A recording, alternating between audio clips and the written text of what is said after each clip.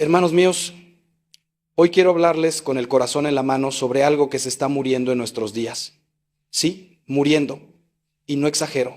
Cada día veo en el confesionario a esposos que lloran porque su matrimonio se ha convertido en un infierno.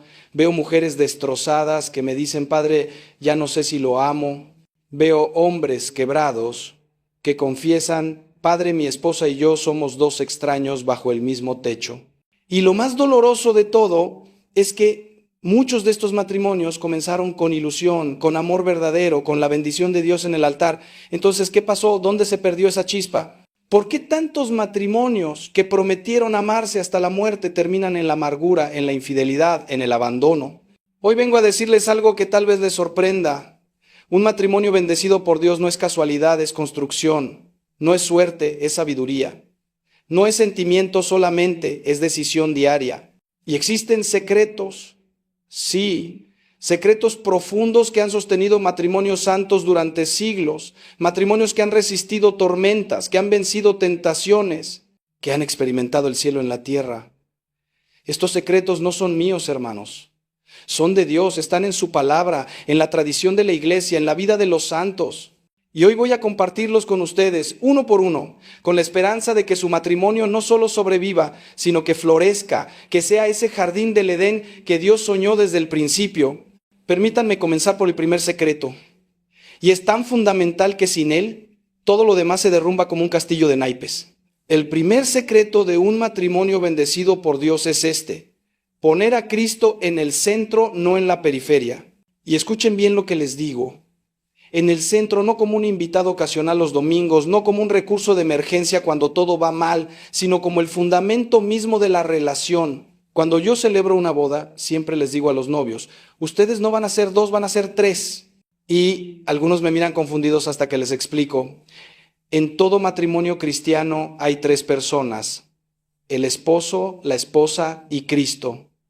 Él es el vértice superior del triángulo. Mientras más se acerque cada uno a Cristo, más cerca estarán el uno del otro. Esta es una verdad matemática del amor divino. He visto matrimonios que intentan construir sobre sus propias fuerzas, sobre sus emociones, sobre su compatibilidad. Y créanme, cuando vienen las tormentas, y siempre vienen, esos cimientos de arena no resisten. Pero cuando Cristo es la roca sobre la que se edifica la casa, como dice el Evangelio, ni las lluvias, ni los vientos, ni las inundaciones pueden derribarla. ¿Saben por qué? Porque ya no son ustedes quienes sostienen el matrimonio con sus débiles manos humanas, es Cristo quien lo sostiene con su poder infinito. ¿Y cómo se pone a Cristo en el centro de manera práctica? No es solo una idea bonita, hermanos, es una decisión concreta que se renueva cada día. Primero, oren juntos, sí, juntos. No solo cada uno por su cuenta en su corazón, sino juntos, en voz alta, tomados de la mano. Les prometo que el demonio huye despavorido de un matrimonio que ora unido. He visto milagros en parejas que comenzaron a rezar el rosario juntos cada noche. Conflictos que parecían insalvables se disolvieron como la niebla ante el sol.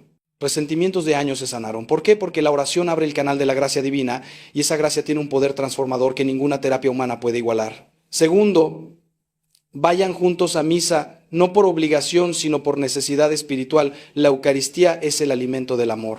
Cuando ambos reciben el mismo Cristo en la comunión, sus corazones laten al mismo ritmo divino. Tercero, lean juntos la palabra de Dios. Escojan un pasaje de la Biblia cada semana y medítenlo juntos. Compartan qué les dice Dios a través de esas líneas sagradas.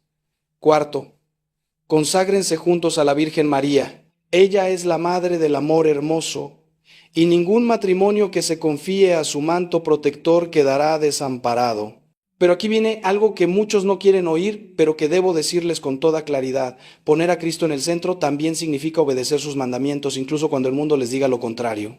Significa respetar el plan de Dios para la sexualidad humana, rechazando la anticoncepción artificial y abriéndose generosamente a la vida. Significa rechazar el divorcio como opción, porque lo que Dios unió, el hombre no puede separarlo. Significa perdonar 70 veces 7 como nos enseñó el Señor, incluso cuando el orgullo nos grita que pidamos venganza. Sé que estas enseñanzas no son populares hoy. Sé que muchos cristianos las consideran anticuadas, rigoristas, imposibles.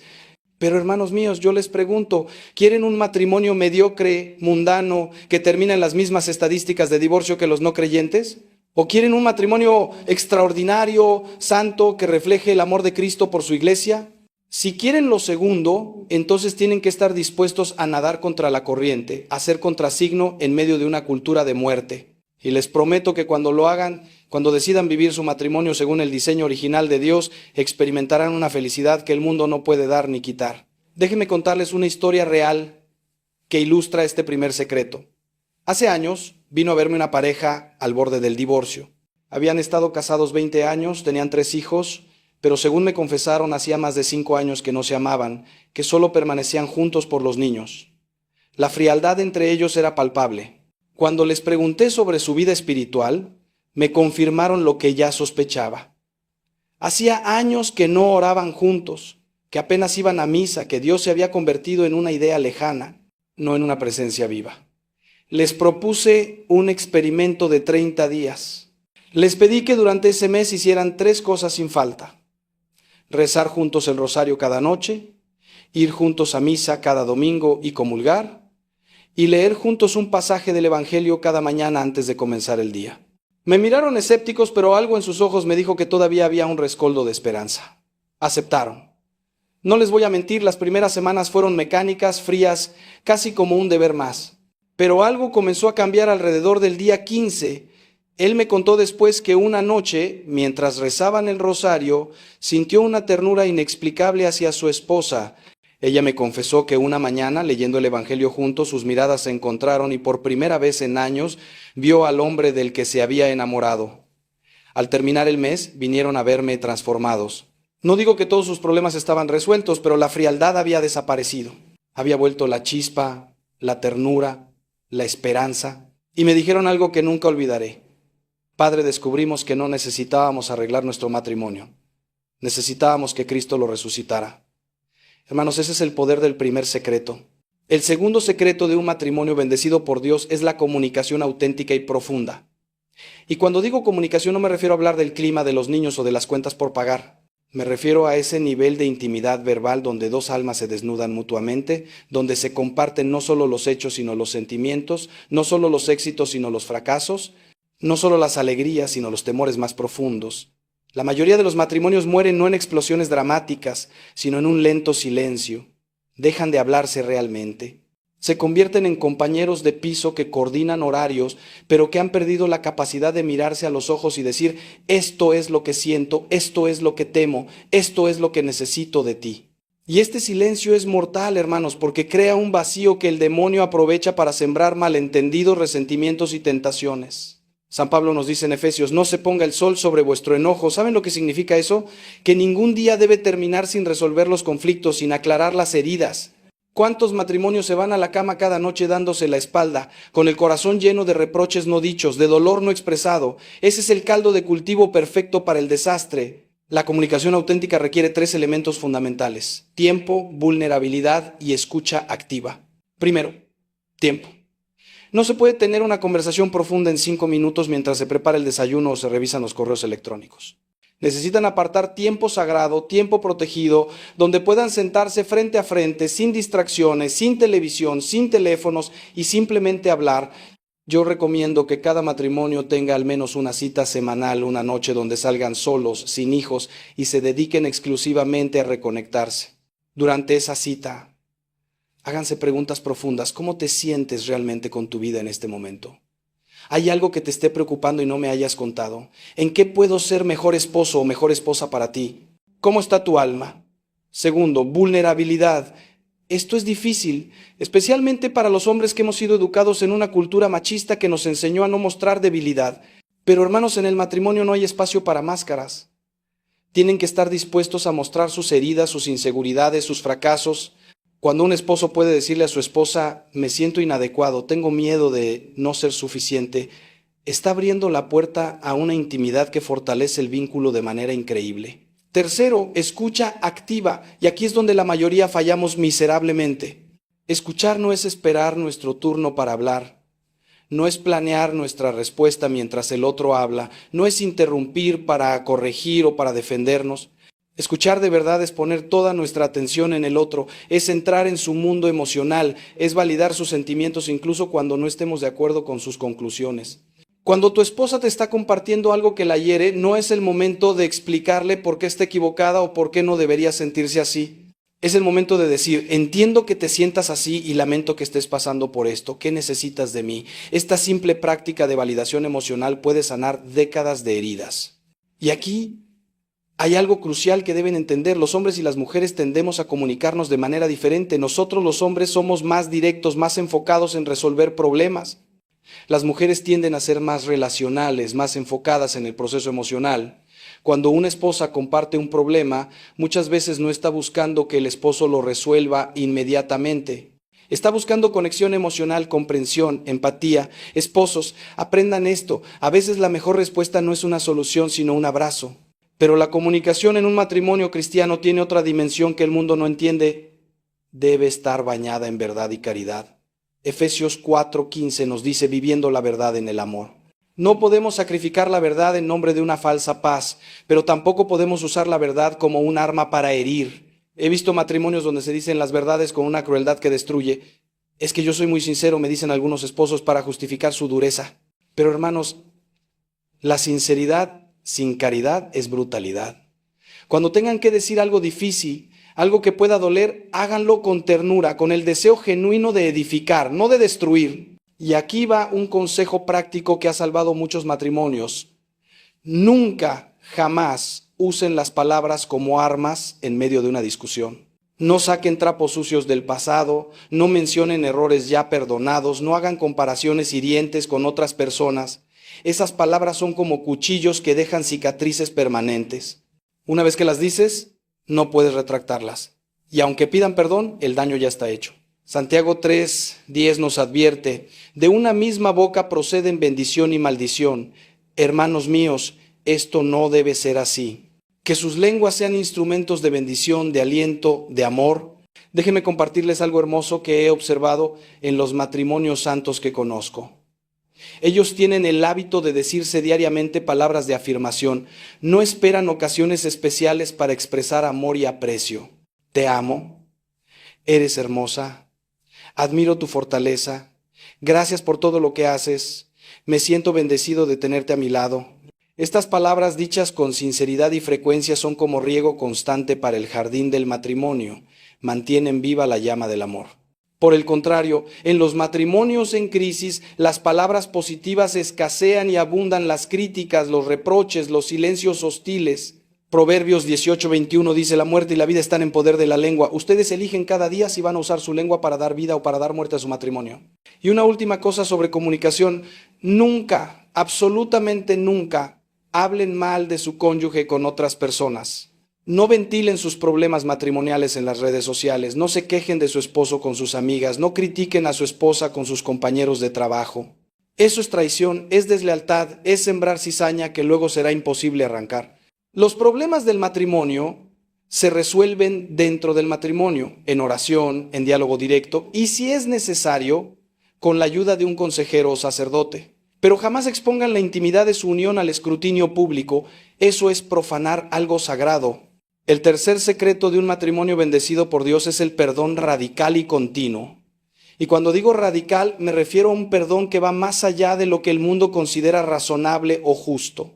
Un perdón que imita el perdón de Cristo en la cruz, total, incondicional, transformador. Hermanos, no hay matrimonio sin heridas. Dos pecadores viviendo juntos bajo el mismo techo inevitablemente van a lastimarse mutuamente.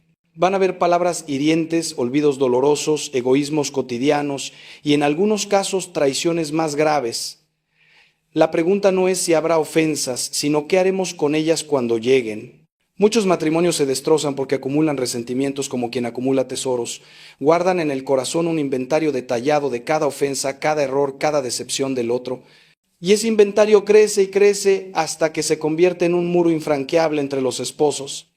El perdón es el único instrumento capaz de demoler ese muro. Y no estoy hablando de un perdón superficial, de esos que dicen, te perdono con los labios, pero siguen rumiando el resentimiento en el corazón. Estoy hablando del perdón que el Señor nos enseñó en el Padre Nuestro. Perdona nuestras ofensas como nosotros perdonamos a los que nos ofenden. ¿Se dan cuenta de la radicalidad de esta petición? Le estamos pidiendo a Dios que nos perdone con la misma medida con la que nosotros perdonamos. Si yo perdono mezquinamente con condiciones, recordando siempre la ofensa, así será perdonado por Dios.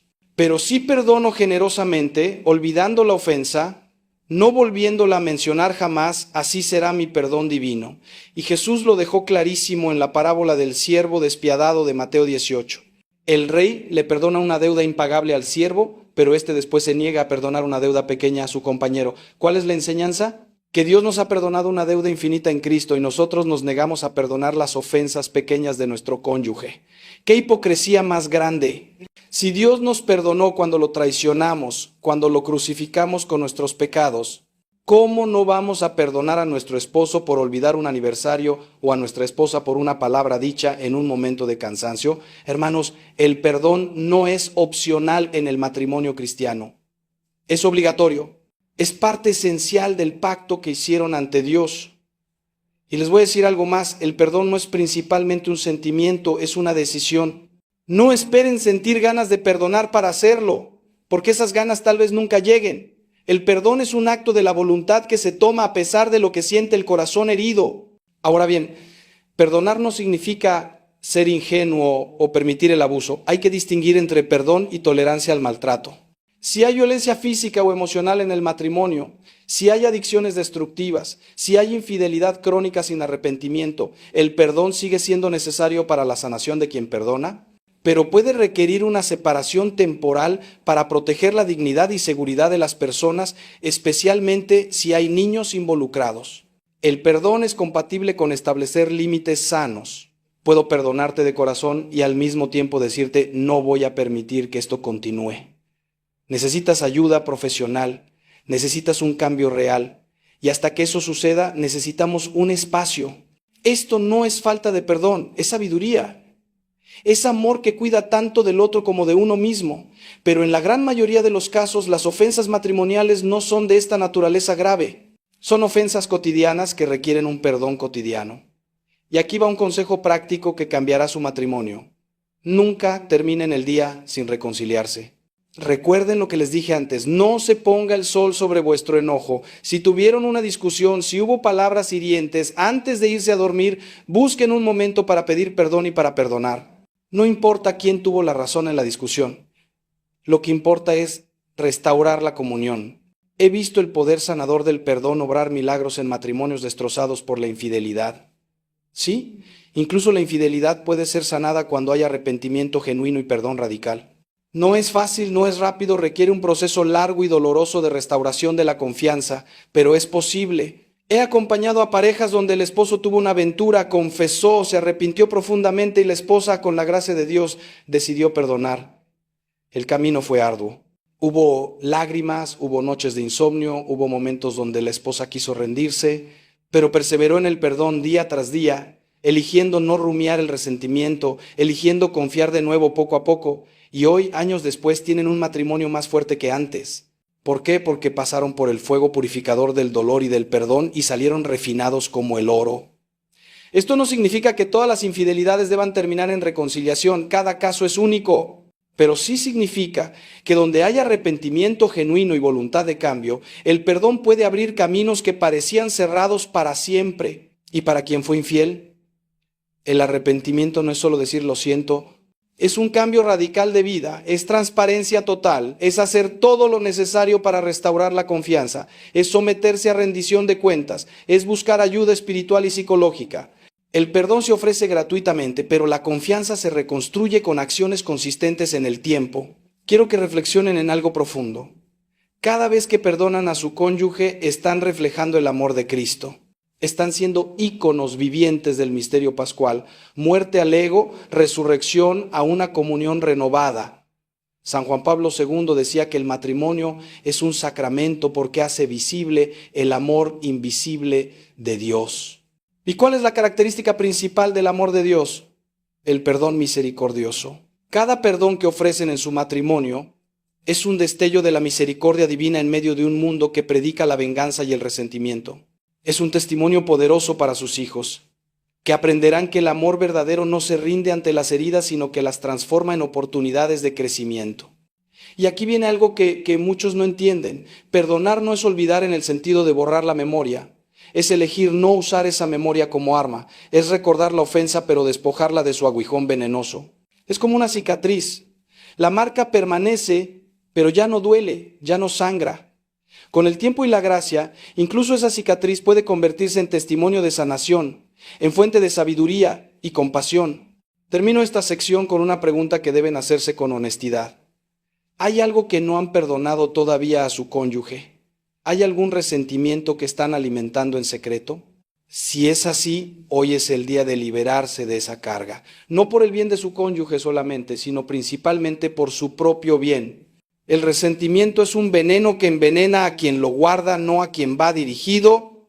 Libérense, perdonen y experimenten la paz que solo el perdón puede traer. Ahora quiero preguntarles algo que los hará reflexionar profundamente. ¿Han pensado alguna vez que el matrimonio es un entrenamiento para el cielo? ¿Que cada sacrificio que hacen por amor está forjando su santidad eterna? No avancen todavía, porque lo que viene a continuación puede cambiar para siempre la manera en que ven su matrimonio. El cuarto secreto de un matrimonio bendecido por Dios es el servicio mutuo y el sacrificio amoroso. Y aquí es donde separamos los matrimonios mediocres de los matrimonios extraordinarios, porque un matrimonio mediocre está centrado en el yo. ¿Qué puedo recibir? ¿Cómo me hace sentir el otro? ¿Qué beneficios obtengo? Pero un matrimonio santo está centrado en el tú. ¿Qué puedo dar? ¿Cómo puedo hacer feliz al otro? ¿Qué sacrificios puedo ofrecer por su bien? Jesús nos dio el modelo supremo en el lavatorio de los pies. El Señor del universo se arrodilló ante sus discípulos y les lavó los pies como un esclavo. Y después les dijo, les he dado ejemplo para que hagan lo mismo. ¿Se imaginan? Dios hecho hombre de rodillas lavando pies sucios. Esa es la imagen del amor matrimonial cristiano. Cada esposo debe estar dispuesto a arrodillarse metafóricamente ante su esposa cada día y cada esposa ante su esposo en un servicio humilde y generoso. No es cuestión de quién tiene la razón o quién merece más, es cuestión de quién puede amar más generosamente. San Pablo lo expresa con claridad meridiana en Efesios 5. Esposos, amen a sus esposas como Cristo amó a la iglesia y se entregó a sí mismo por ella. ¿Cómo amó Cristo a la iglesia? Hasta el punto de morir en una cruz. Esa es la medida del amor que se nos pide. Un amor que está dispuesto a morir al egoísmo, a la comodidad, a los propios deseos cuando el bien del otro lo requiere. Y a las esposas les dice, sométanse a sus esposos como al Señor.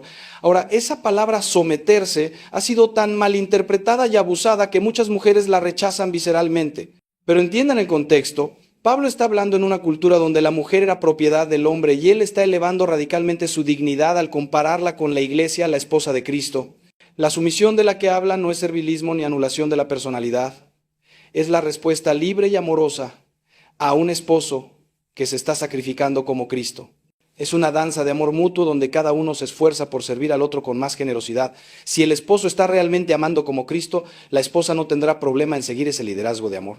Y si la esposa está realmente amando con ese amor de entrega, el esposo será inspirado a amar aún más sacrificialmente.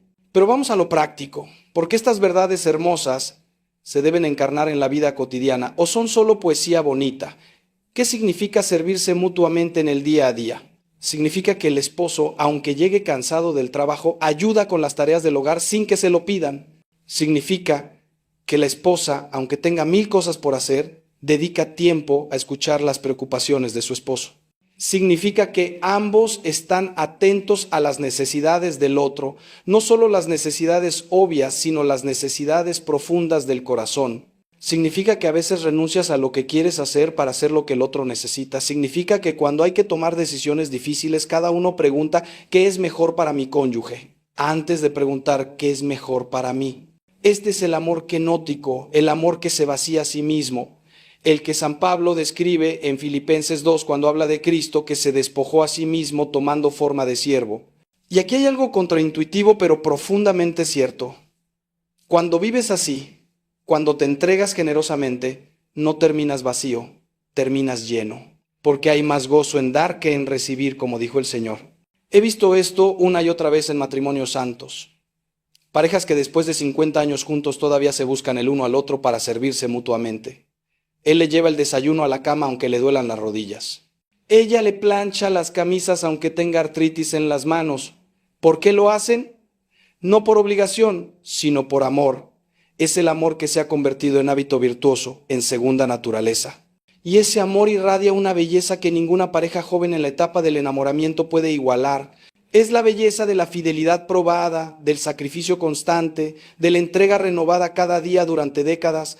Pero no hace falta esperar 50 años para vivir este secreto. Empieza hoy. Empieza con pequeños actos de servicio. Preparar el café como le gusta al otro, llamar durante el día para preguntar cómo va todo, hacer esa tarea doméstica que el otro detesta, ceder en la discusión sobre qué programa ver en la televisión. Son pequeñeces, sí, pero el amor se construye con pequeñeces. Santa Teresita de Lisieux lo entendió perfectamente con su caminito de pequeños sacrificios cotidianos. Y aquí hay algo importantísimo que debo enfatizar. El servicio mutuo no significa que uno se anule completamente para complacer al otro. No es sano que un cónyuge se convierta en el felpudo del otro, permitiendo abuso o manipulación en nombre del servicio. El verdadero servicio es libre, gozoso y respeta la dignidad de ambas personas. Es un flujo recíproco donde ambos dan y ambos reciben. Si solo uno está sirviendo y el otro solo está recibiendo, no es un matrimonio cristiano, es una relación codependiente y enferma que necesita sanación. El equilibrio es clave. Y a veces el mayor servicio que puedes dar a tu cónyuge es ayudarle a crecer, confrontarle amorosamente cuando esté equivocado, animarle a ser mejor persona. Eso también es servicio, aunque no se sienta tan cómodo como hacer favores. Proverbios 27:6 dice, fieles son las heridas del que ama. A veces amar significa decir verdades difíciles, siempre con caridad, siempre buscando el bien del otro. Y finalmente, recuerden que el sacrificio amoroso no es solo hacia el cónyuge, es también hacia los hijos, hacia la familia extendida, hacia la comunidad. Un matrimonio cristiano no es un club privado de dos. Es una célula vital de la iglesia y de la sociedad, llamada a irradiar amor hacia afuera. Cuando sirven juntos a otros, cuando hacen obras de caridad como pareja, cuando abren su hogar a los necesitados, están fortaleciendo su propio vínculo mientras bendicen a otros. Este es el dinamismo del amor cristiano. Cuanto más lo das, más crece.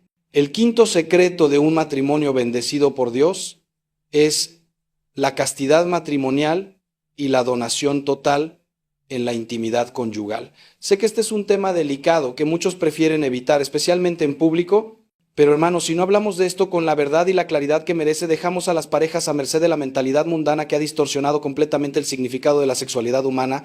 La iglesia tiene una enseñanza bellísima, profundísima sobre la sexualidad, pero lamentablemente muchos católicos la desconocen o la rechazan porque solo han escuchado caricaturas de ella. Permítanme ser claro desde el principio. La sexualidad es buena, es santa, es un don maravilloso de Dios. No es algo sucio o vergonzoso. Es sagrada. El acto conyugal es el único acto humano que puede cooperar con Dios en la creación de una nueva vida inmortal. ¿Se dan cuenta de la grandeza de esto? En ese momento de intimidad total entre esposos, se abre la posibilidad de que Dios cree un alma eterna. Es como el santo de los santos del matrimonio. Por eso debe tratarse con reverencia, con pureza, con respeto al diseño divino. ¿Y cuál es ese diseño? Que el acto sexual sea unitivo y procreativo. Unitivo, es decir, que exprese y fortalezca la unión total de los esposos. Que sea un lenguaje corporal del amor que se han prometido. Y procreativo, es decir, abierto a la vida, sin artificios que cierren deliberadamente esa apertura. Estos dos aspectos son inseparables. No se puede querer la unión sin estar dispuesto a acoger la vida que puede resultar de esa unión. Hacerlo sería como decir, con el cuerpo me entrego totalmente a ti mientras se retiene la fertilidad, la capacidad de dar vida. Sería una contradicción, una mentira corporal. Y las consecuencias de esa mentira las vemos por todas partes. Relaciones donde el otro es usado como objeto de placer, no amado como persona. Matrimonios que se niegan al don de los hijos por egoísmo. Una cultura que separa completamente el sexo del amor y de la vida, reduciéndolo a mero entretenimiento. Hermanos, esto es una tragedia. Es la pornificación de algo sagrado. Y muchas parejas católicas, sin darse cuenta, han absorbido esta mentalidad mundana. Usan anticonceptivos, planifican su familia según su conveniencia económica, ven el acto conyugal principalmente como gratificación personal. Pero hay una alternativa hermosa que la Iglesia ofrece, la planificación familiar natural. Y no es el método del ritmo anticuado que muchos ridiculizan. Es un sistema científico, moderno, eficaz, que respeta la fertilidad de la mujer y requiere que ambos esposos practiquen la virtud de la continencia periódica. ¿Y saben qué he observado en las parejas que practican esto fielmente? Tienen matrimonios más fuertes. ¿Por qué? Porque requiere comunicación constante, respeto mutuo, autocontrol, sacrificio compartido. No es el camino fácil, pero es el camino que respeta la dignidad total de ambos esposos y la apertura a la vida. Y además, les voy a decir algo que tal vez les sorprenda. Muchas parejas que practican la planificación natural me han confesado que su vida íntima mejoró significativamente. ¿Cómo es posible? Porque la continencia periódica crea un deseo renovado, una anticipación amorosa. Porque cuando finalmente se unen después de un periodo de abstinencia, no es solo un acto físico, sino una celebración de su amor. Porque han aprendido otras formas de expresar afecto y ternura que no son genitales. Su amor se ha enriquecido, se ha profundizado. Ahora bien, quiero hablar de algo que rara vez se menciona en las homilías, pero que es crucial, la castidad dentro del matrimonio. Sí, los esposos también están llamados a la castidad, aunque de manera diferente a los solteros. La castidad matrimonial significa vivir la sexualidad de acuerdo con la virtud de la templanza, sin caer en lujuria, incluso dentro del matrimonio. Significa que el acto conyugal debe ser siempre un acto de amor, no un acto de uso, que debe respetar la dignidad del otro, no tratarlo como objeto, que debe estar libre de fantasías impuras, de pornografía, de prácticas que degraden. San Pablo dice en 1 Tesalonicenses 4, la voluntad de Dios es que sean santos, que se aparten de la inmoralidad sexual, que cada uno aprenda a controlar su propio cuerpo de una manera santa y honrosa. Esto aplica también a los casados. El matrimonio no es una licencia para cualquier tipo de comportamiento sexual. Hay límites morales que deben respetarse. Y la razón es simple. El sexo es una forma de comunicación entre dos personas hechas a imagen de Dios. Debe comunicar amor verdadero, respeto, donación, no dominación, egoísmo o depravación. Un problema gravísimo de nuestro tiempo es la pornografía, que está destruyendo matrimonios como una plaga. Esposos que se esconden para consumir pornografía, creando una intimidad falsa con imágenes en pantalla, mientras descuidan la intimidad real con sus esposas. Esposas que se sienten traicionadas, inadecuadas, devastadas por esta infidelidad virtual de sus maridos. Hermanos, la pornografía es adulterio del corazón. Jesús fue clarísimo. El que mira a una mujer deseándola ya cometió adulterio con ella en su corazón. Y además la pornografía distorsiona completamente la visión de la sexualidad, creando expectativas irreales, deshumanizando a las personas, alimentando adicciones que esclavizan. Si luchas con esto, por favor, busca ayuda, confiésate, busca un grupo de apoyo, instala filtros en tus dispositivos, sé radicalmente honesto con tu cónyuge. No puedes tener un matrimonio santo mientras alimentas esta basura en tu corazón y en tu mente. Es incompatible con el amor verdadero. Y para las esposas, si descubren que su esposo está luchando con pornografía, sí tienen derecho a sentirse heridas y traicionadas. Pero también recuerden que esto es a menudo una adicción, una esclavitud, y su esposo necesita ayuda. No solo condena, busquen ayuda juntos. La sanación es posible, pero requiere gracia, paciencia y a menudo acompañamiento profesional. Concluyo este secreto con una verdad hermosa. Cuando la sexualidad matrimonial se vive según el plan de Dios, se convierte en oración. Sí, en oración. Es una forma de alabar a Dios con nuestros cuerpos, de agradecer el don mutuo, de renovar el pacto de amor total. San Juan Pablo II desarrolló esto maravillosamente en su teología del cuerpo. Los invito a estudiar esas enseñanzas. Transformarán su manera de entender no solo la sexualidad, sino el matrimonio entero. El sexto secreto de un matrimonio bendecido por Dios es la generosidad con la vida, es decir, la apertura a los hijos como don supremo de Dios. Y aquí, hermanos, toco otro tema que la mentalidad moderna rechaza con vehemencia: la bendición de los hijos. Vivimos en una cultura que ve a los hijos como carga, como obstáculo para la realización personal, como problema económico. Incluso muchos católicos han absorbido esta mentalidad anticoncepcional y antivida. Planifican tener un hijo, máximo dos, en el momento que sea conveniente para su carrera, su economía, su estilo de vida. Y Dios queda reducido a un consultor al que se le pide aprobación de los planes humanos en lugar de ser el Señor cuya voluntad se busca con humildad. Pero la Escritura es clara, cristalina. Los hijos son herencia del Señor.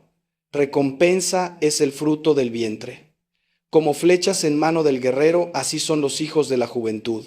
Dichoso el hombre que llena su aljaba de ellos. Salmo 127. ¿Ven?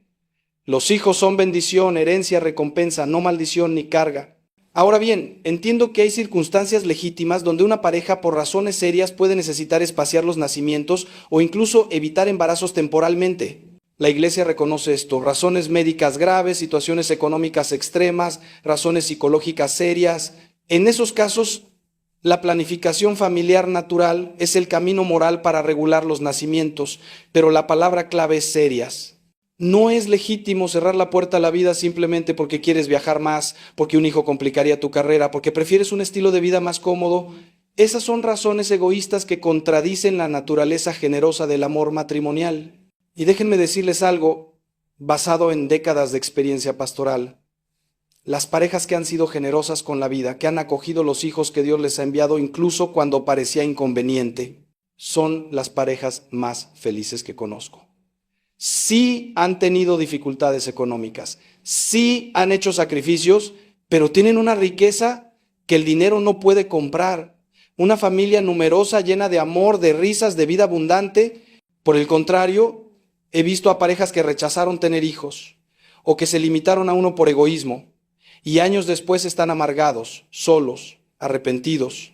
Porque el amor tiende naturalmente a la fecundidad, a la multiplicación. Un amor que se cierra sobre sí mismo, que se niega a abrirse a la vida nueva, termina marchitándose. Y aquí quiero hablar directamente a las parejas jóvenes que están comenzando su matrimonio.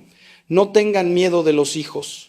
Sé que el mundo les dice que los hijos son terriblemente caros, que arruinarán su libertad, que necesitan estar perfectamente preparados antes de tenerlos. Mentiras, todo mentiras del demonio que odia la vida. Sí, los hijos requieren sacrificio.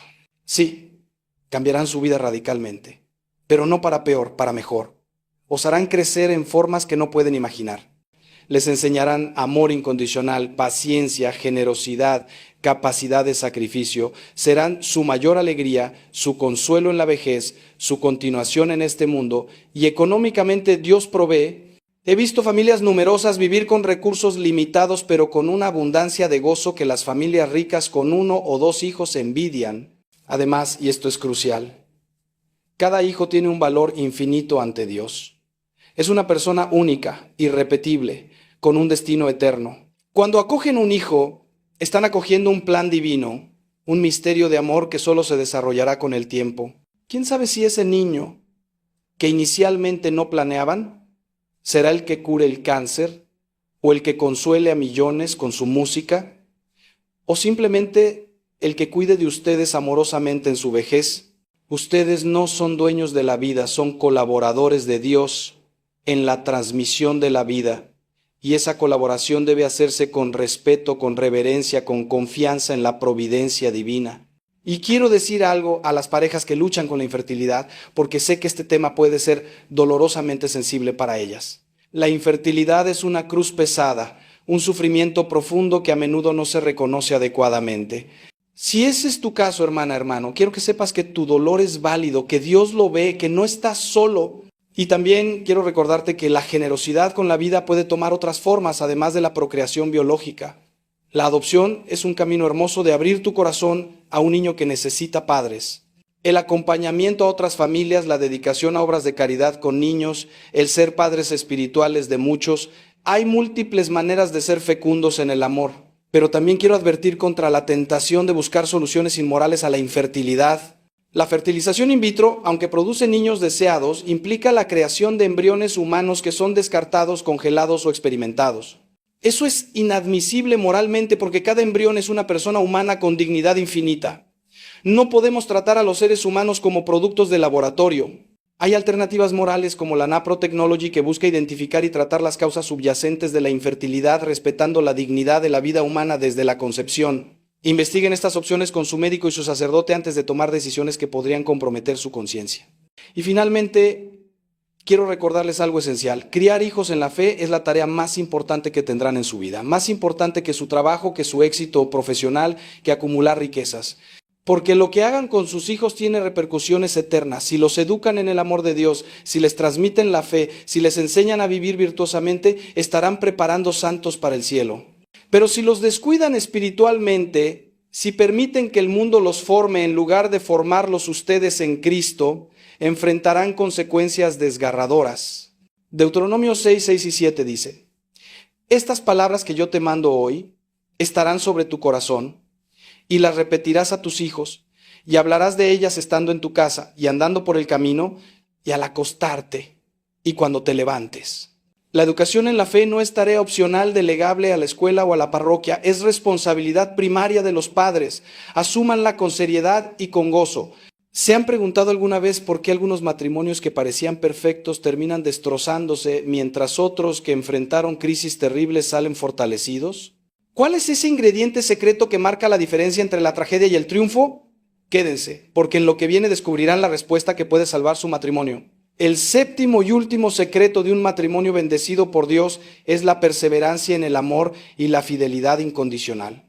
Y este secreto, hermanos, es el que distingue radicalmente el matrimonio cristiano del matrimonio mundano. En el mundo, el matrimonio dura mientras haya sentimientos positivos, mientras sea conveniente, mientras ambos sean felices.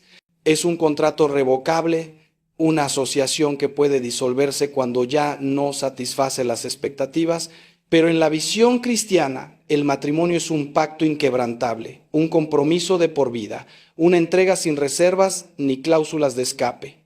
Hasta que la muerte nos separe no son palabras poéticas, son un voto sagrado pronunciado ante Dios y la comunidad. Y este voto permanece válido incluso cuando las emociones se enfríen, incluso cuando vengan dificultades, incluso cuando uno de los cónyuges cambie o decepcione. La fidelidad cristiana no depende de si el otro merece nuestra fidelidad, depende de nuestra integridad, de nuestra palabra dada, de nuestra obediencia a Dios que nos mandó ser fieles. Jesús fue absolutamente radical en este punto. Cuando los fariseos le preguntaron sobre el divorcio, él rechazó todas las excepciones que la ley mosaica permitía y regresó al diseño original: lo que Dios unió, que no lo separe el hombre. Y cuando los discípulos protestaron diciendo: si así es la condición del hombre con su mujer, no conviene casarse, Jesús no retrocedió ni suavizó la enseñanza. Básicamente les dijo: el que pueda entender, que entienda. Es decir, este es un llamado alto exigente que requiere gracia divina. No todos pueden vivirlo, pero los que se comprometen en el matrimonio cristiano están llamados a vivirlo con la ayuda de Dios. Y la Iglesia, siendo fiel a Cristo, ha mantenido esta enseñanza durante 2000 años a pesar de presiones culturales enormes. El matrimonio es indisoluble, punto. No hay divorcio en el sentido de que se pueda romper el vínculo matrimonial válidamente contraído y consumado. Puede haber separación civil en casos extremos donde la convivencia se ha vuelto imposible o peligrosa, pero el vínculo permanece ante Dios. Sé que esta enseñanza es difícil, especialmente en una cultura donde el 50% de los matrimonios terminan en divorcio. Sé que muchos de ustedes conocen el dolor del divorcio, ya sea personal o de seres queridos, y no estoy aquí para juzgar situaciones individuales que a menudo son complejas y dolorosas. Pero sí estoy aquí para proclamar la verdad de Cristo, aunque sea incómoda. Porque la verdad libera. Y solo cuando conocemos el ideal podemos aspirar a él. El problema es que muchos entran al matrimonio sin entender realmente lo que están prometiendo. Piensan que es como el noviazgo, pero con anillos y convivencia. No entienden que es un morir a sí mismo, un crucificarse con Cristo para resucitar a una vida nueva en comunión total con el otro. Y cuando vienen las primeras dificultades serias, cuando descubren que el otro tiene defectos reales, cuando las emociones románticas se desvanecen, concluyen que se equivocaron de persona o que el amor se acabó y buscan una salida.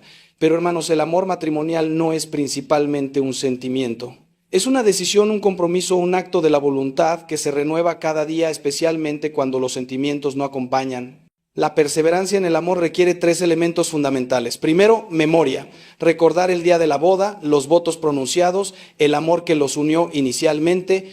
Cuando atraviesen momentos difíciles, vuelvan a ese momento. Miren las fotos de la boda, lean las cartas que se escribieron durante el noviazgo, recuerden por qué se eligieron mutuamente. Esa memoria puede reavivar la llama cuando parece haberse extinguido.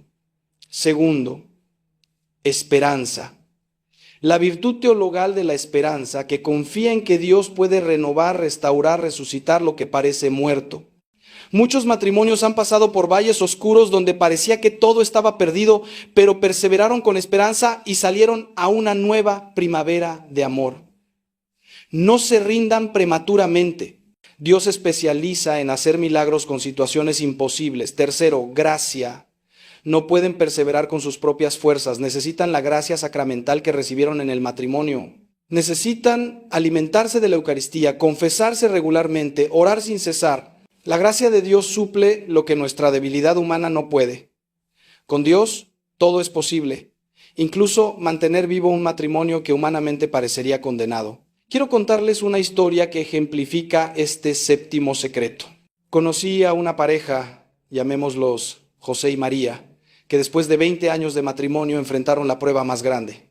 Él desarrolló Alzheimer prematuro. A los 55 años, este hombre brillante, exitoso, amoroso, comenzó a perder la memoria, la capacidad de razonar, su misma personalidad. Los médicos le dijeron a María que la enfermedad progresaría rápidamente, que su esposo se convertiría en una cáscara vacía, que ella tendría que cuidar de un extraño. Muchas personas le aconsejaron que lo internara en una institución y siguiera adelante con su vida. Pero María recordó sus votos, en la salud y en la enfermedad, hasta que la muerte nos separe. Y decidió cuidarlo ella misma, sin importar el costo. Durante 10 años, lo cuidó con una dedicación que solo puedo describir como heroica. Le daba de comer, lo bañaba, le cambiaba los pañales, le hablaba, aunque él ya no la reconociera. Y cuando le pregunté cómo podía hacerlo, cómo podía seguir amando a alguien que ya no era la persona que conoció, me respondió algo que nunca olvidaré. Padre, este es el hombre con quien prometí envejecer. Esta es mi cruz, pero también es mi privilegio. Estoy pagando una deuda de amor por todos los años felices que me dio. Y más que eso, estoy imitando a Cristo que me ama cuando yo soy infiel, cuando yo lo olvido, cuando soy desagradecida. Ahora entiendo lo que significa amar incondicionalmente. María es el ejemplo perfecto de perseverancia en el amor.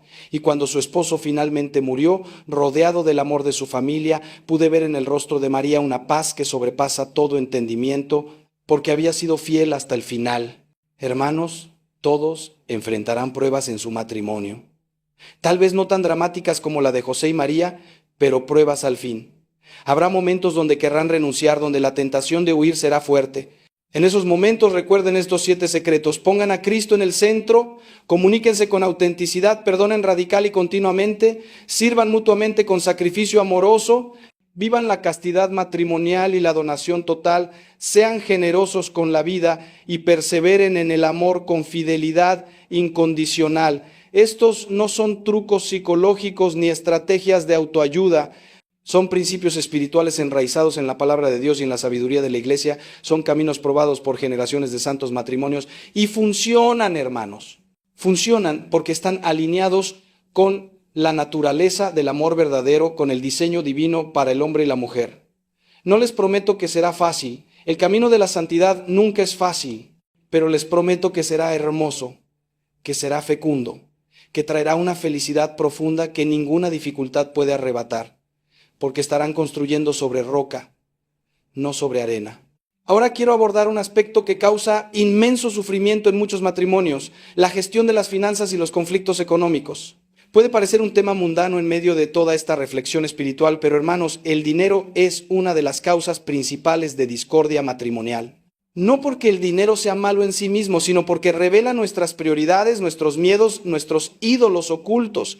Jesús dijo, donde esté tu tesoro, allí estará también tu corazón. Y es verdad, la manera en que gastamos, ahorramos, damos y hablamos sobre el dinero revela mucho sobre nuestro corazón. En muchos matrimonios, los esposos tienen visiones completamente diferentes sobre las finanzas. Uno es ahorrador, el otro es gastador. Uno ve el dinero como seguridad, el otro como medio para disfrutar la vida. Uno quiere controlar cada centavo, el otro prefiere no pensar en presupuestos. Y estas diferencias, si no se manejan con sabiduría, pueden crear resentimientos profundos. He visto matrimonios donde el dinero se ha convertido en un arma, en un instrumento de control o manipulación. He visto esposos que ocultan gastos, que tienen cuentas secretas, que mienten sobre sus ingresos. Todo esto es veneno para la confianza y la intimidad. La solución comienza con transparencia total. En un matrimonio cristiano no debe haber secretos financieros.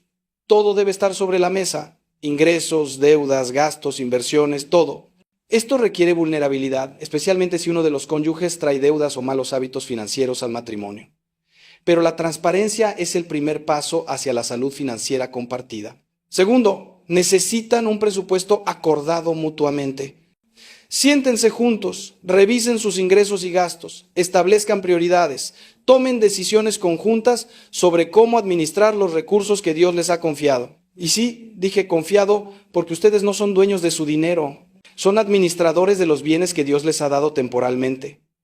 Esta perspectiva cambia todo. Si ven su dinero como don de Dios, administrarán con mayor responsabilidad y generosidad. Tercero, identifiquen sus diferencias de temperamento respecto al dinero y busquen un equilibrio. Si uno tiende al derroche y el otro a la tacañería, ninguno de los dos extremos es virtud. La virtud está en el medio. La prudencia financiera que ahorra sabiamente, pero también gasta generosamente cuando es apropiado. Un principio bíblico fundamental es el diezmo y la generosidad. Proverbios 3:9 dice, honra al Señor con tus bienes y con las primicias de todos tus frutos.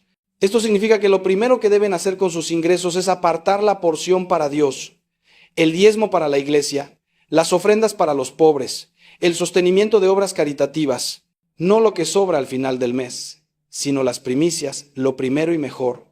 Y aquí viene una promesa divina que he visto cumplirse una y otra vez. Pruébenme en esto, dice el Señor Todopoderoso, y vean si no abro las compuertas del cielo y derramo sobre ustedes bendición hasta que sobreabunde. Malaquías 3:10. Parejas que han sido fieles en el diezmo me han testimoniado que nunca les ha faltado lo necesario, que Dios provee de maneras inesperadas, que su dinero rinde más de lo lógico. No es magia, es la fidelidad de Dios que bendice a quienes lo honran con sus bienes. Por el contrario, parejas que se aferran a cada centavo, que nunca dan a la iglesia o a los pobres, a menudo luchan constantemente con dificultades financieras, porque cuando cerramos la mano avaramente, también cerramos el canal de la bendición. Otro aspecto crucial es evitar la deuda innecesaria. Proverbios 22:7 advierte, el que toma prestado es siervo del que presta. La deuda es esclavitud, hermanos.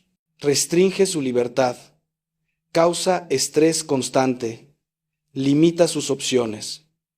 Claro, hay deudas justificables, una hipoteca para comprar una casa, un préstamo educativo para una carrera necesaria. Pero la deuda de consumo, las tarjetas de crédito usadas para comprar cosas que no necesitan con dinero que no tienen, eso es necedad. Vivan dentro de sus medios. Es mejor tener menos y estar en paz que tener mucho y estar agobiados por las deudas. Y si ya están endeudados, hagan un plan serio para salir de las deudas. Busquen asesoría si es necesario. Hagan sacrificios temporales para recuperar la libertad financiera. Y durante ese proceso, apóyense mutuamente. No se culpen, no se reprochen errores pasados. Miren hacia adelante y trabajen juntos hacia la meta. Y algo muy importante, no permitan que las dificultades económicas destruyan su paz o su matrimonio. He conocido parejas pobres materialmente, pero riquísimas en amor y alegría. Y he conocido parejas adineradas, pero miserables emocionalmente. El dinero no da felicidad, hermanos. Da comodidad, oportunidad de seguridad relativa, pero no felicidad profunda. Esa solo viene de Dios y del amor auténtico. Finalmente, tengan una visión eterna de las finanzas. ¿Están acumulando tesoros en el cielo o solo en la tierra? Jesús fue claro. No acumulen tesoros en la tierra donde la polilla y el óxido destruyen y donde los ladrones entran y roban. Más bien, acumulen tesoros en el cielo. ¿Cómo se acumulan tesoros en el cielo? A través de actos de caridad, de generosidad con los pobres, de inversión en el reino de Dios. Cada peso que dan a los necesitados, cada donación que hacen a la iglesia, cada obra de misericordia que financian, es un depósito en el banco celestial que les dará dividendos eternos. Piensen en eso cuando elaboren su presupuesto. No se trata solo de pagar las cuentas y ahorrar para el retiro. Se trata de usar los recursos temporales para ganar recompensas eternas. Y si logran tener esta visión compartida, si como pareja deciden que su dinero será usado para glorificar a Dios y servir a los demás, las discusiones financieras se reducirán dramáticamente. Porque ya no es tu dinero versus mi dinero, ni siquiera nuestro dinero. Es el dinero de Dios que ustedes administran juntos para sus propósitos eternos. Esa perspectiva cambia todo y trae paz incluso en medio de la escasez. Ahora permítanme hablar sobre algo que muchos matrimonios enfrentan y que puede ser fuente de gran tensión: las relaciones con las familias de origen, especialmente con los suegros. Génesis 2:24 dice: por tanto dejará el hombre a su padre y a su madre y se unirá a su mujer y serán una sola carne. Este versículo contiene una verdad profunda que muchos matrimonios no logran implementar. El matrimonio requiere una separación sana de la familia de origen. No significa ruptura ni falta de respeto hacia los padres. Significa establecer una nueva unidad familiar primaria donde el cónyuge tiene prioridad sobre los padres. Y esto es difícil, especialmente en culturas donde la familia extendida tiene mucha influencia, donde los padres esperan seguir dirigiendo las vidas de sus hijos adultos, donde los límites no están claros. El resultado son conflictos dolorosos. La esposa siente que su esposo defiende a su madre antes que a ella. El esposo se resiente porque la esposa consulta cada decisión con sus padres. La suegra interfiere en la crianza de los nietos, criticando todo. El suegro ofrece consejos no solicitados sobre las finanzas del matrimonio y la tensión crece hasta que explota en crisis serias. La solución requiere claridad, firmeza amorosa y unidad entre los esposos. Primero, claridad. Ambos deben entender y aceptar que ahora su lealtad primaria es hacia su cónyuge, no hacia sus padres. Esto no es deslealtad hacia los padres, es el orden correcto establecido por Dios. El mandamiento de honrar padre y madre sigue vigente, pero debe ejercerse sin comprometer la unidad matrimonial. Segundo, firmeza amorosa. Si los padres o suegros están cruzando límites, interfiriendo, manipulando, ustedes tienen el derecho y el deber de establecer límites claros. Mamá, te amo, pero esta decisión la tomaremos mi esposo y yo solos. Por favor, respeta eso. Papá, aprecio tu preocupación, pero nuestra familia funciona de manera diferente y necesito que confíes en nosotros. Esto debe decirse con respeto, pero con firmeza. Y aquí es crucial que cada uno maneje a su propia familia de origen. Esposos, si su madre está causando problemas, es su responsabilidad establecer límites con ella, no esperar que su esposa lo haga. Esposas, si sus padres están interfiriendo, hablen ustedes con ellos. No deleguen esa tarea incómoda a su esposo. Tercero, unidad. Presenten siempre un frente unido ante las familias extendidas. Nunca permitan que los padres o suegros los enfrenten entre ustedes. Nunca tomen el lado de sus padres contra su cónyuge. Y aquí hay algo que debo decir especialmente a los hombres. Si su madre y su esposa tienen conflicto, su lugar es al lado de su esposa, no de su madre. Sé que esto es difícil, especialmente si tienen una relación muy cercana con su madre. Pero hermanos, cuando se casaron, su esposa se convirtió en su familia primaria. Génesis no dice dejará a su esposa y volverá a su madre, dice lo contrario. Y muchos matrimonios están en crisis porque el esposo es incapaz de separarse emocionalmente de su madre, de establecer límites, de defender a su esposa. Eso es inmaduro y destructivo. Honrar a tu madre no significa obedecerla en todo ni permitirle que maltrate a tu esposa. Significa cuidar de ella en su vejez, tratarla con respeto, estar agradecido por todo lo que hizo por ti. Pero tu primera responsabilidad después de Dios es tu esposa. Y a las suegras que tal vez están escuchando esto, por favor entiendan que cuando su hijo se casa, deben soltar. Es natural querer seguir siendo la mujer principal en la vida de su hijo, pero esa posición ahora le pertenece a su nuera. Acéptenlo con gracia. Pueden seguir siendo una presencia amorosa y positiva sin ser controladoras. De hecho, una suegra sabia que respeta los límites y apoya el matrimonio de su hijo puede ser una bendición increíble. Por otro lado, también hay responsabilidades hacia los padres ancianos que no se pueden ignorar. El mandamiento de honrar padre y madre incluye cuidar de ellos en su vejez cuando ya no pueden valerse por sí mismos. Primera de Timoteo 5:8 dice: el que no cuida de los suyos y sobre todo de los de su propia casa, ha negado la fe y es peor que un incrédulo. Esto significa que si sus padres o suegros necesitan cuidados, ustedes tienen la responsabilidad de proveerlos en la medida de sus posibilidades. Esto puede crear tensiones, especialmente si uno de los cónyuges siente que está cargando desproporcionadamente con el cuidado de los suegros. Aquí, de nuevo, la comunicación y el acuerdo mutuo son esenciales. Decidan juntos qué pueden hacer razonablemente sin destruir su propio matrimonio y familia nuclear. Tal vez eso signifique tener a un padre viviendo con ustedes por un tiempo. Tal vez signifique contribuir financieramente a su cuidado en otro lugar. Tal vez signifique turnarse con hermanos en las responsabilidades. No hay una solución única para todos, pero debe ser una decisión tomada en oración y en diálogo, no impuesta por uno sobre el otro. Y un consejo final sobre este tema: cultiven relaciones positivas con sus suegros en la medida de lo posible. No los vean automáticamente como enemigos. Muchas veces, los conflictos con suegros se basan en malentendidos, en expectativas no comunicadas, en diferencias generacionales. Un poco de paciencia, un poco de esfuerzo por entender su perspectiva puede hacer maravillas. Y recuerden que ustedes mismos, si tienen hijos, algún día serán suegros. Traten a sus suegros como quisieran que trataran a ustedes en el futuro.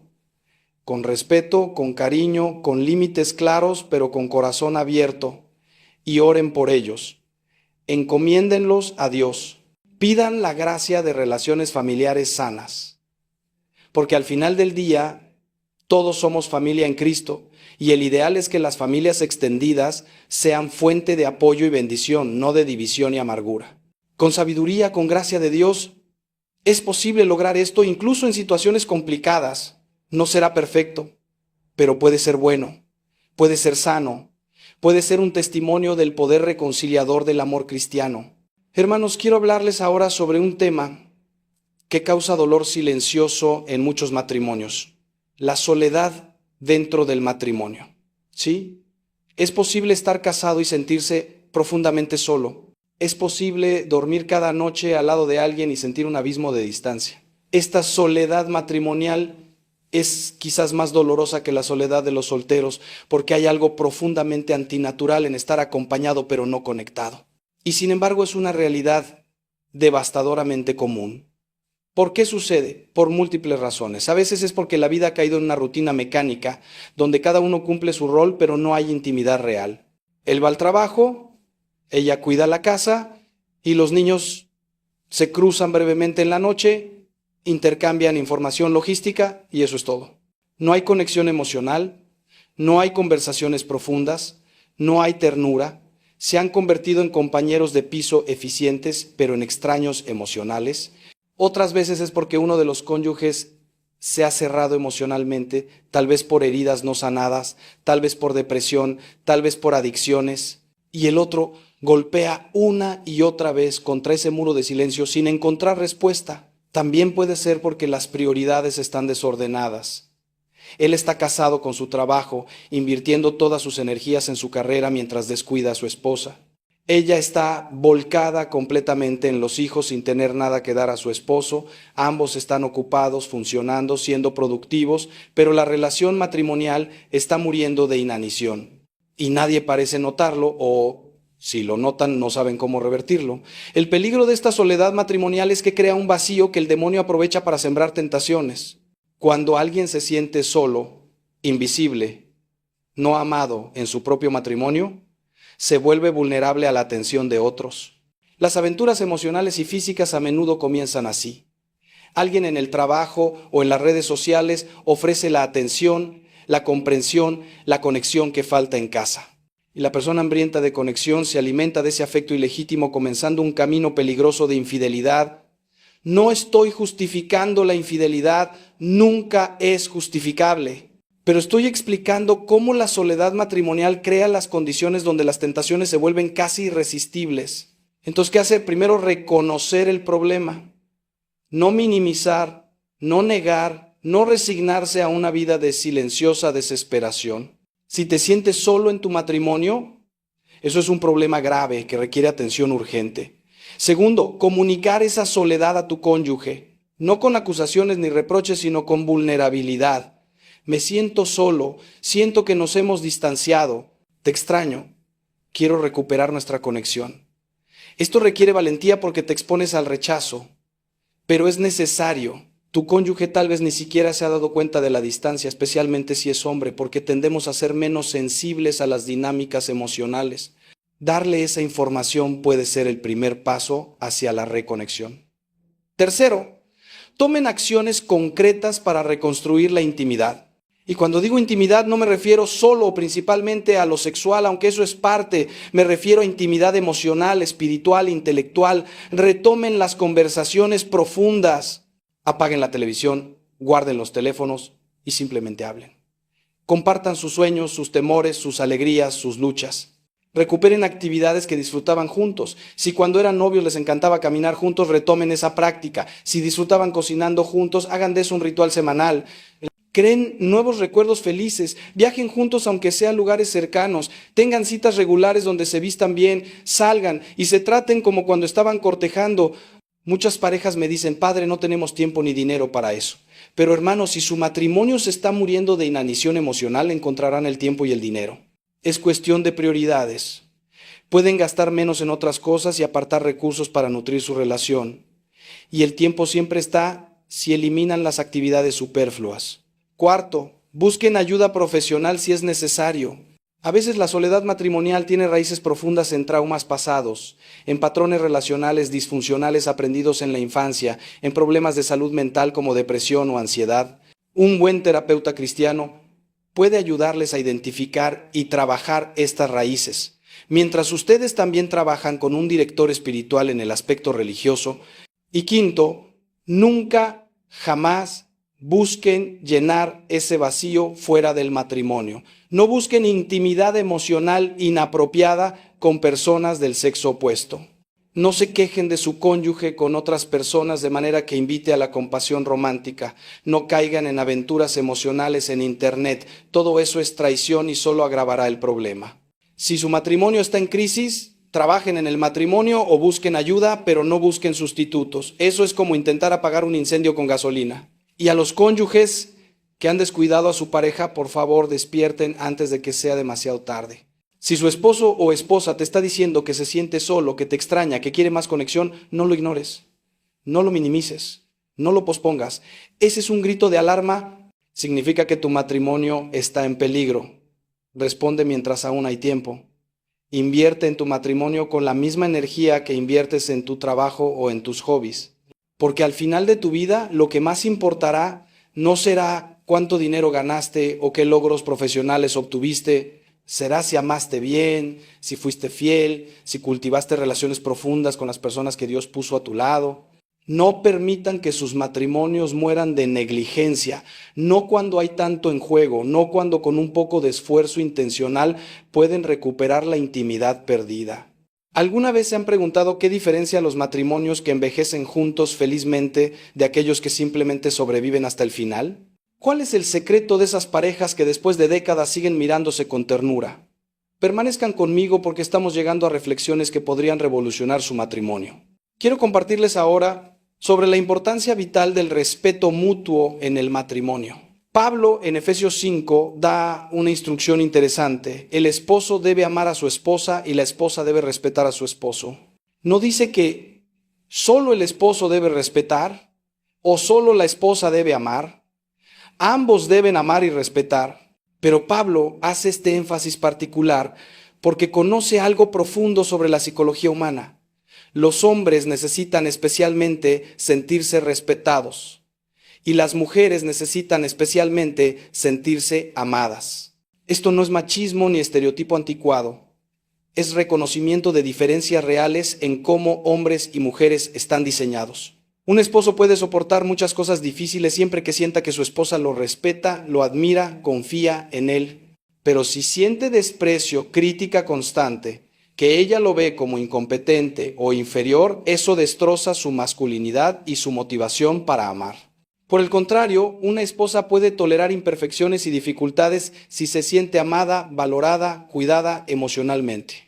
Pero si siente frialdad, rechazo, que él la da por sentado, eso hiere profundamente su feminidad y su capacidad de responder con ternura. Entonces, esposas, permítanme hablarles directamente por un momento. Su esposo necesita su respeto más de lo que probablemente imaginan. Él necesita saber que ustedes creen en Él, que confían en su liderazgo, que admiran sus esfuerzos, incluso cuando no son perfectos. Y esto debe expresarse tanto en privado como en público. En privado díganle las cosas que admiran de Él. Admiro cómo trabajas duro para proveer para nuestra familia. Respeto la manera en que manejas las presiones de tu trabajo. Creo en ti y sé que puedes superar este desafío. Palabras así son como oxígeno para el alma masculina. Y en público, nunca, absolutamente nunca, lo humillen o lo ridiculicen frente a otros. No hagan chistes a costa de él. No lo corrijan constantemente como si fuera un niño. No lo comparen desfavorablemente con otros hombres. Eso es emascular, es destruir su dignidad. He visto esposas que piensan que es gracioso burlarse de sus esposos en reuniones sociales, contando historias de sus errores, tratándolos con condescendencia, y se preguntan por qué sus esposos se han vuelto pasivos, por qué ya no toman iniciativa, por qué la intimidad ha desaparecido. Hermanas, si quieren que su esposo sea el líder amoroso que ustedes necesitan, respétenlo, denle ese honor. Y esposos, ahora les hablo a ustedes, su esposa necesita sentirse amada de maneras específicas. No es suficiente que provean económicamente, no es suficiente que sean fieles físicamente. Ella necesita sentir conexión emocional, ternura expresada verbalmente y físicamente. Necesita saber que es prioritaria en su vida, que piensan en ella durante el día, que la encuentran hermosa y valiosa. Y esto debe demostrarse consistentemente, no solo en ocasiones especiales. Díganle cada día que la aman. No den por sentado que ella ya lo sabe, porque se lo dijeron cuando se casaron. Las palabras de amor nunca envejecen, nunca son redundantes. Ella necesita oírlas regularmente. Denle afecto físico, no sexual. Abrazos, besos en la frente, tomarse de las manos, caricias tiernas. Estos gestos comunican amor y seguridad. Pregúntenle sobre su día y escuchen realmente. Muéstrenle que sus preocupaciones les importan, que sus sentimientos son válidos, que están emocionalmente presentes. Y sírvala prácticamente. Ayuden en la casa sin que se los pidan, compartan responsabilidades con los niños, noten cuando está cansada y ofrézcanle descanso. El respeto mutuo también significa nunca usar el desprecio como arma. El doctor John Gottman, investigador de matrimonios, identificó 4 comportamientos que predicen con alta precisión el divorcio. Los llamó los 4 jinetes del apocalipsis matrimonial: crítica, desprecio, actitud defensiva y evasión. De estos 4, el desprecio es el más letal. El desprecio es tratar al otro con desdén, con superioridad moral, con burla. Es poner los ojos en blanco cuando habla, hablarle con sarcasmo venenoso, tratarlo como si fuera estúpido o inútil. Y hermanos, esto es absolutamente incompatible con el amor cristiano. Primera de Corintios 13 nos dice que el amor no es grosero, no busca lo suyo, no se irrita, no guarda rencor. El amor trata al otro con honor incluso en medio del conflicto. Entonces, cuando tengan desacuerdos, y los tendrán, discutan el problema sin atacar a la persona. Me siento frustrado cuando esto sucede, es válido. Eres un desastre, nunca haces nada bien, es desprecio y es destructivo. Controlen sus lenguas, especialmente cuando están enojados. Santiago 1:19 dice, que cada uno sea pronto para oír, tardo para hablar, tardo para airarse. También, el respeto mutuo significa valorar las diferencias entre ustedes en lugar de intentar cambiar al otro. Su cónyuge no es un proyecto de renovación. Es una persona completa, con cualidades y defectos, con fortalezas y debilidades. Sí, todos debemos crecer en virtud, y es legítimo animarse mutuamente a crecer espiritualmente. Pero hay una diferencia entre alentar el crecimiento y criticar constantemente todo lo que el otro hace o es. Algunos esposos pasan años intentando arreglar a sus esposas, señalando incesantemente sus defectos, comparándolas con un ideal imposible. Algunas esposas hacen lo mismo, con una agenda interminable de mejoras que esperan de sus esposos. Eso no es amor, es control. Y es agotador para quien lo recibe. Mejor estrategia: enfócate en las cualidades que admiras en tu cónyuge, agradécelas explícitamente, celebra sus fortalezas. Y en cuanto a los defectos, a menos que sean pecados graves que requieren intervención, aprende a aceptarlos con paciencia como parte del paquete completo de la persona que amas. Recuerda que tú también tienes defectos que tu cónyuge tolera con paciencia. Y finalmente, sobre el respeto, honren el cuerpo del otro. El cuerpo de su cónyuge es templo del Espíritu Santo, es sagrado. Nunca lo maltraten físicamente, eso es obvio. Pero tampoco lo descuiden o lo den por sentado. Esposos, noten cuando su esposa ha hecho esfuerzo por verse bien y exprésenselo. Díganle que es hermosa, no solo cuando eran jóvenes, sino ahora con las marcas del tiempo y de los embarazos. Esposas, cuiden su apariencia no por vanidad, sino como expresión de respeto hacia su esposo y hacia sí mismas. Sí, él debe amarlas tal como son, pero también es un acto de amor de su parte mantenerse atractivas para él en la medida de lo razonable. Y ambos cuiden su salud.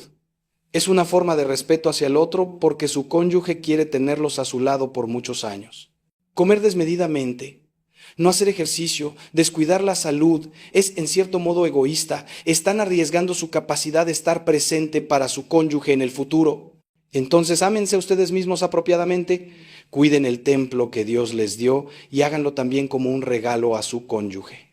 El respeto mutuo, vivido consistentemente, crea una atmósfera de dignidad y honor en el matrimonio donde ambos pueden florecer. Es el oxígeno del amor matrimonial. Sin él, el amor se asfixia. Con él, el amor próspera. Ahora debo hablarles de algo que duele pero que es necesario abordar. La sanación de heridas matrimoniales profundas. No todos los matrimonios están en crisis, gracias a Dios, pero algunos de ustedes que me escuchan están cargando heridas terribles. Tal vez hubo infidelidad y aunque han intentado perdonar, el dolor sigue ahí, punzante, fresco. Tal vez hubo palabras devastadoras dichas en un momento de ira que dejaron cicatrices que no sanan. Tal vez hubo años de negligencia emocional que crearon un desierto en su corazón. Tal vez hay secretos guardados, traiciones no confesadas, resentimientos acumulados, y viven con ese dolor cada día, sonriendo en público pero sangrando en privado. Quiero que sepan que no están solos, y quiero que sepan que hay esperanza de sanación, aunque el camino sea largo y doloroso. La primera verdad que deben entender es que las heridas profundas no sanan rápidamente. No hay atajos, no hay fórmulas mágicas. Si alguien les ha traicionado gravemente, no pueden simplemente superarlo en unas semanas. La sanación de heridas matrimoniales profundas es un proceso que puede tomar meses o años y requiere gracia divina, esfuerzo humano y a menudo ayuda profesional. Segundo, la sanación requiere honestidad total. Si hay secretos, si hay traiciones no confesadas, si hay comportamientos destructivos ocultos, deben salir a la luz. Sé que esto da miedo. Temen que si confiesan, el matrimonio terminará. Pero les digo esto, un matrimonio construido sobre mentiras está ya terminado en espíritu, aunque siga existiendo en apariencia. La verdad, aunque duela inicialmente, es el único fundamento sobre el cual se puede reconstruir. Jesús dijo, conocerán la verdad y la verdad los hará libres.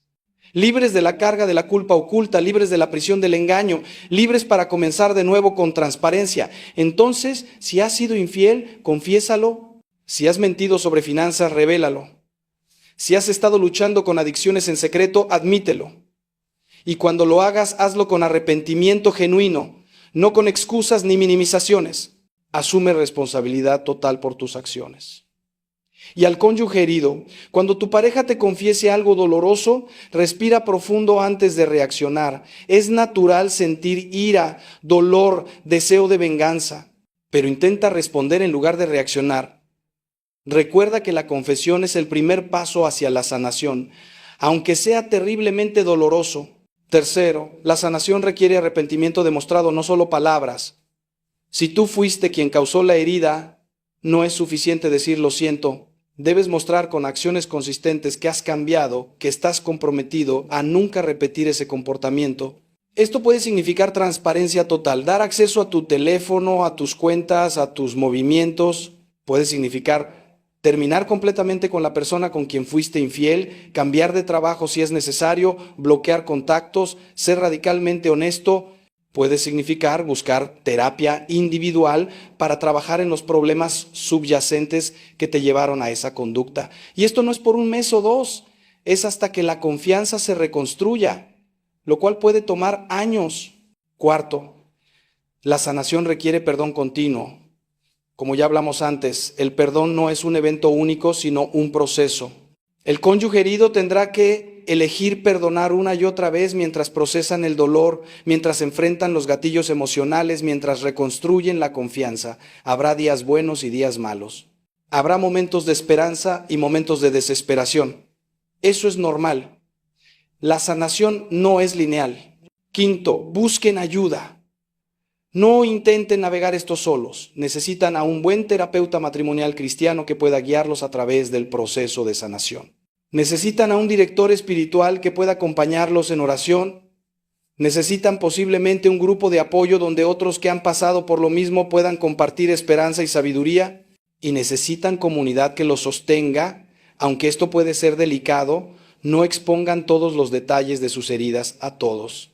Pero tengan algunas personas de confianza que sepan por lo que están pasando y que puedan orar por ustedes. Y sexto, permitan que Dios sea el sanador supremo. Ustedes pueden hacer todo correctamente en términos humanos y aún así sentirse rotos, porque hay heridas tan profundas que solo el toque divino puede sanarlas completamente.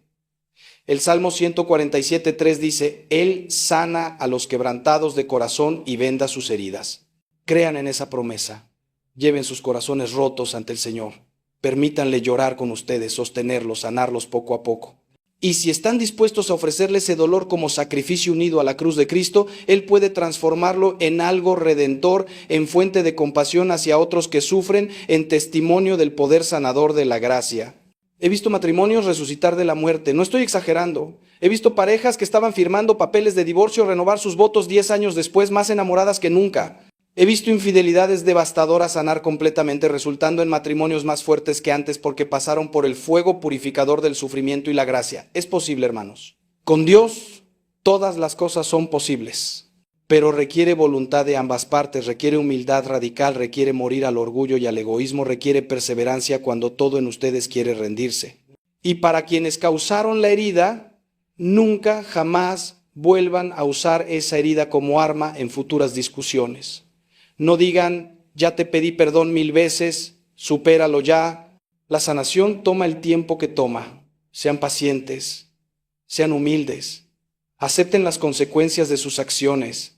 Y para quienes fueron heridos, llegará un momento donde tendrán que decidir si realmente quieren sanar y seguir adelante o si prefieren aferrarse al resentimiento. El resentimiento es una opción, pero es una prisión. El perdón y la sanación también son opciones. Y aunque difíciles, son el camino a la libertad. Elijan sabiamente. Su futuro depende de esa elección. Queridos hermanos, estamos acercándonos al final de este recorrido por los secretos de un matrimonio bendecido por Dios. Pero antes de concluir, quiero hablarles de algo que engloba todos estos secretos: la visión del matrimonio como vocación, no solo como decisión. En nuestra cultura moderna, el matrimonio se ve como una elección personal basada en sentimientos románticos. Te casas porque estás enamorado, porque encontraste a tu media naranja, porque quieres ser feliz.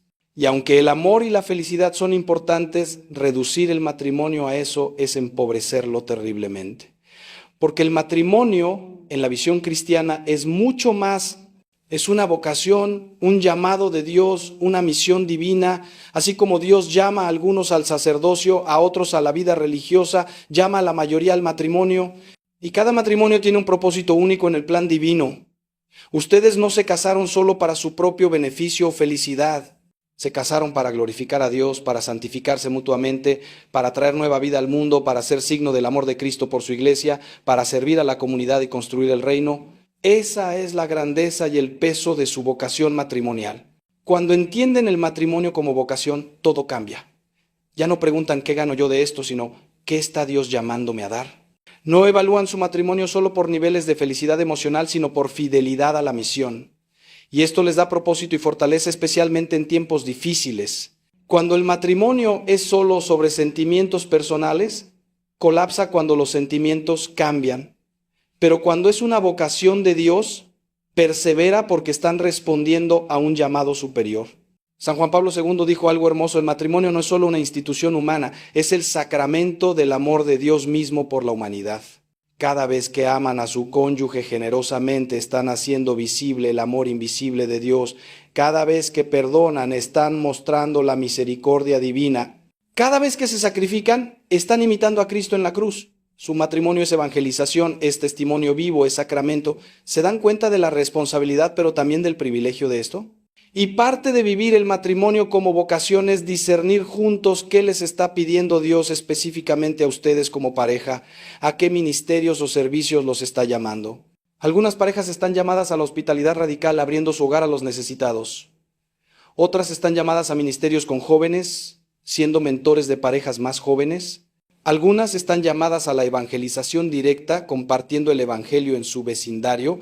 Otras están llamadas a la vida contemplativa dentro del mundo, sosteniendo a la iglesia con oración intercesora. Algunas están llamadas a adoptar niños o ser familia de acogida.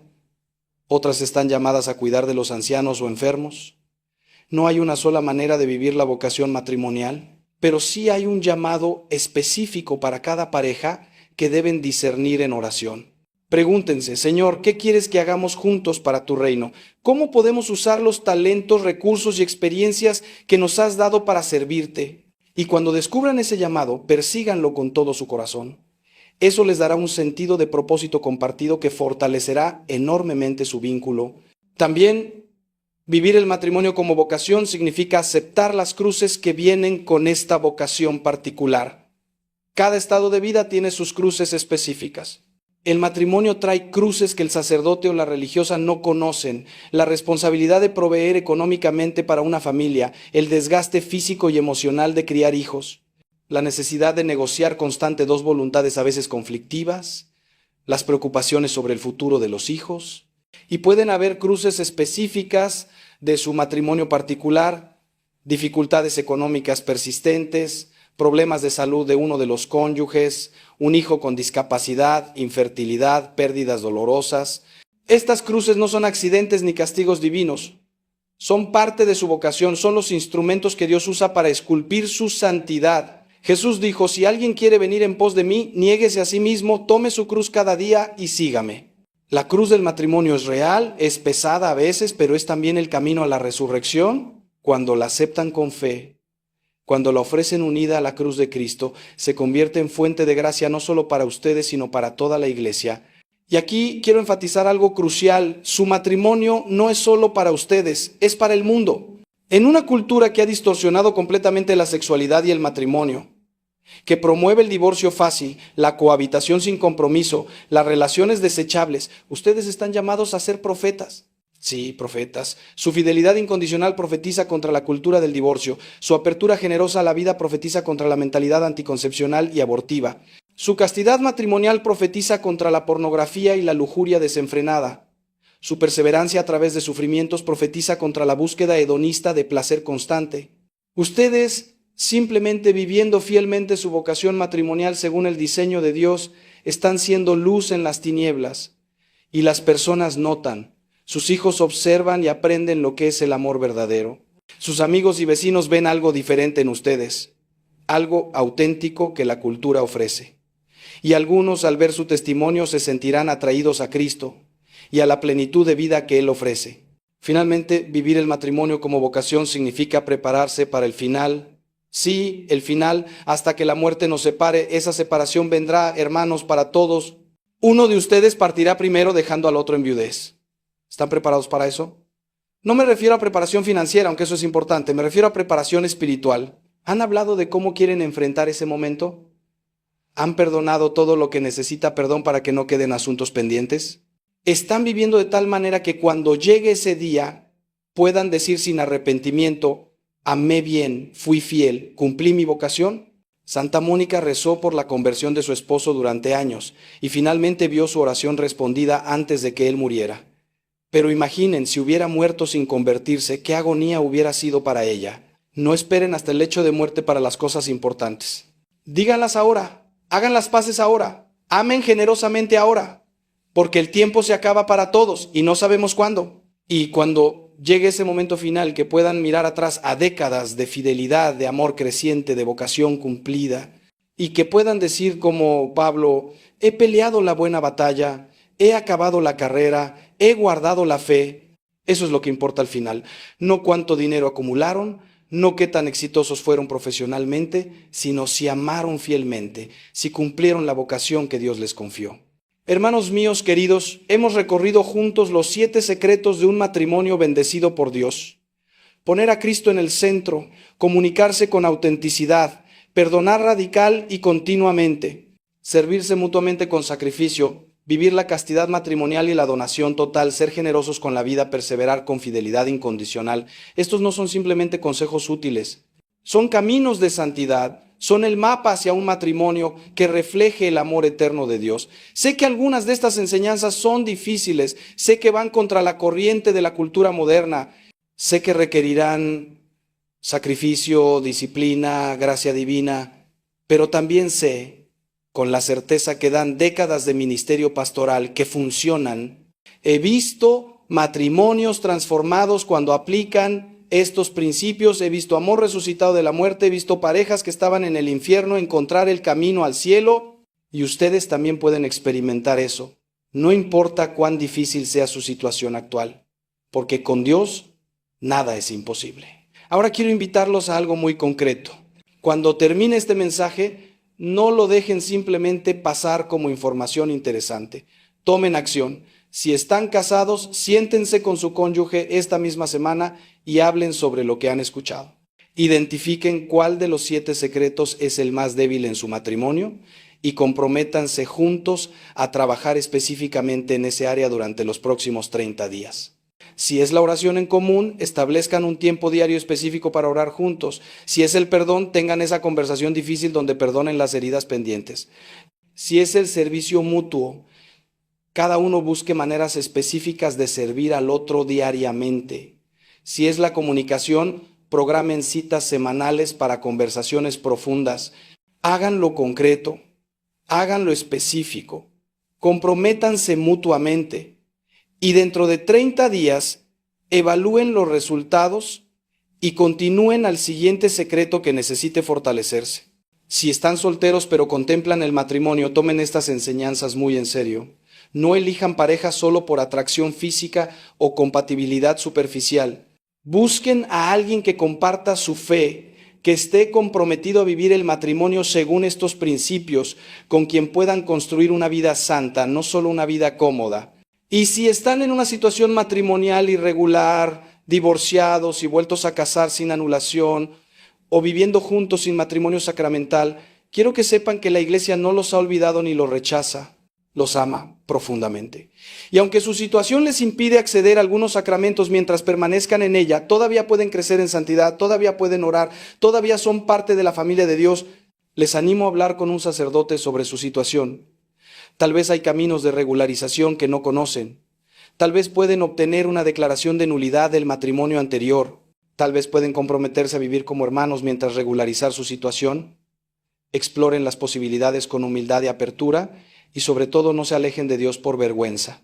Él los ama tal como son, donde están, y quiere atraerlos cada vez más cerca de su corazón.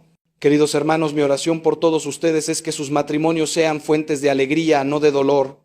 Que sean escuelas de santidad donde tanto el esposo como la esposa crezcan en virtud y en amor a Dios. Que sean faros de esperanza en un mundo oscurecido por la confusión sobre el amor y la sexualidad. Que sean jardines fértiles donde florezcan niños santos que transformarán el mundo y que al final de sus vidas, cuando se encuentren cara a cara con Dios, puedan presentarle su matrimonio como una ofrenda agradable, diciendo: Señor, intentamos amar como tú nos amaste. No fue perfecto, pero fue fiel. Recibe ahora esta ofrenda de toda una vida de amor compartido. Si este mensaje ha tocado su corazón, si ha encontrado esperanza o desafío en estas palabras, les pido que lo compartan con otros matrimonios que conocen. Tal vez hay una pareja en su familia o en su círculo de amigos que está luchando, que necesita escuchar esto. Compártanlo con amor, sin juicio, simplemente como un regalo. Y si tienen YouTube, consideren suscribirse a este canal para recibir más mensajes que fortalecerán su fe y su vida familiar. Cada semana compartimos enseñanzas que pueden ayudarles a crecer en santidad y en amor. No están solos en este camino. Somos una familia, la familia de Dios, caminando juntos hacia el cielo. Que Dios Padre los bendiga con abundancia de gracia para vivir fielmente su vocación matrimonial. Que Cristo Jesús habite en el centro de su hogar y de su corazón.